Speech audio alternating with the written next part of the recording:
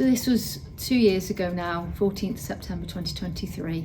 Mr. Ian Price was at his home address when two dogs, we now know are XL Bullies, came out of an address nearby and initially looked playful with Mr. Price.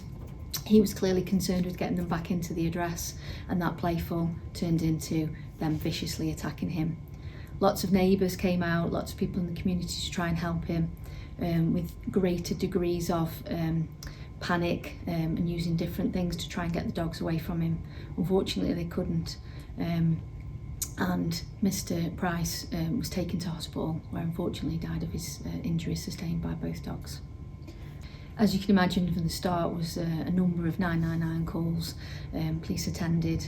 One dog had been secured, the other one was still in the house and had to be secured by officers with the help of a local vet.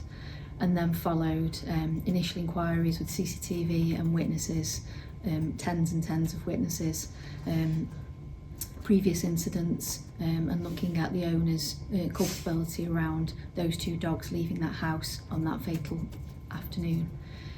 We've also conducted post-mortems of both dogs, and also looked at the pathology in relation to how they inflicted those injuries and how Mr. Price died.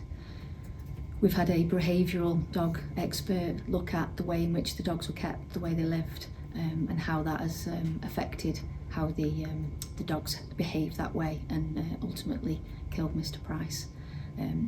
Obviously that then resulted in engaging with the CPS to look at what charges would be brought, and Mr. Trimble-Pettitt ultimately being charged with what he now faces, not keeping his dogs under control and leading to the death of Mr. Price. So the expert will say that there's a number of factors that would relate to why the dogs, the XL breed, would act like that. Those factors being genetic, behavioural and environmental. In particular, in that the way they were kept in the house by the owner, they weren't exercised or mentally stimulated enough, as would be expected for those type of dogs. We definitely welcome the change in the law to prevent further instances such as this. Staffordshire Police have brought in a number of changes along that legislation to more effectively deal with reports such as this, where ultimately serious harm or death can be caused by such dogs.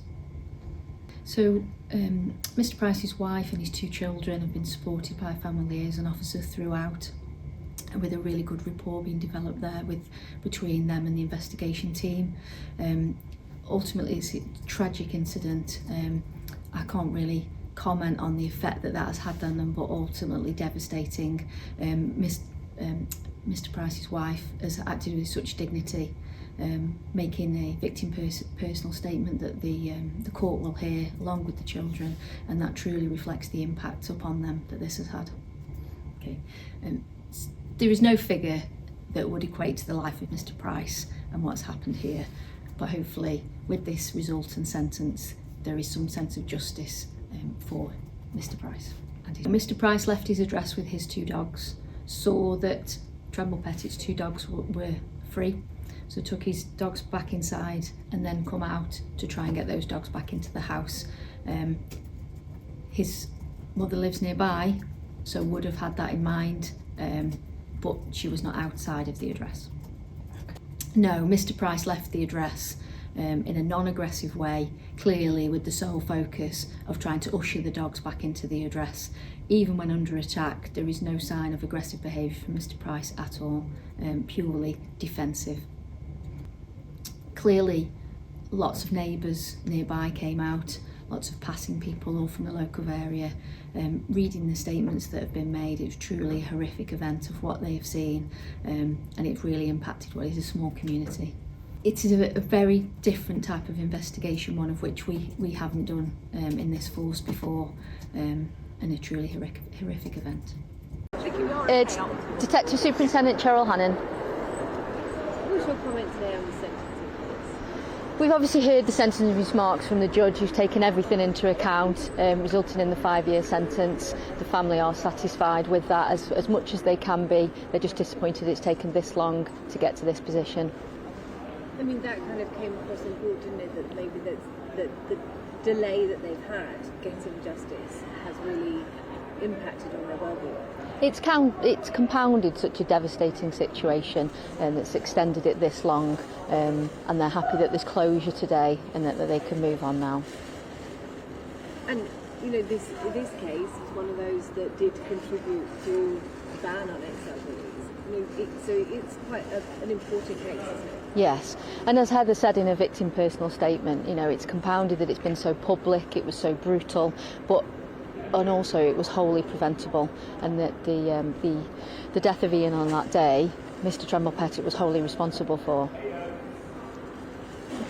Are we hoping that ban will never happen again? We can only hope that the legislation supports that people who are not responsible dog owners don't repeat this situation, but also that there's breeds that are banned for a reason. We did hear in court, didn't we, that the judge said in mitigating factors were kind of a failure to make sure that he complied with advice that had been given to his dog. But he did know that his dogs did pose, you know, that they were aggressive and that they could escape. Yeah, he had a number of warnings of what his dogs were capable were, what they were, that they were able to escape his house, that he wasn't securing them properly, and as we heard from the dog expert, that he created an environment that was wholly unsuitable for those dogs. He wasn't a responsible dog owner, and he didn't heed the warnings that were there and that were stark, resulting in that fatal day. And I just want to ask you, what did the family make of today's sentence? They're happy it's come today, in that they've got closure now. It's taken longer than they would have wanted. They were wondering whether he would even get a custodial sentence. There's clearly no figure that would equate to Ian's life, but they are happy with the custodial sentence that's been given. Sure, at the time you probably didn't realise the national significance that a case like this would have, I guess.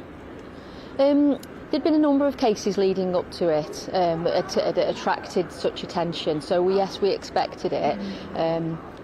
So. No, good question.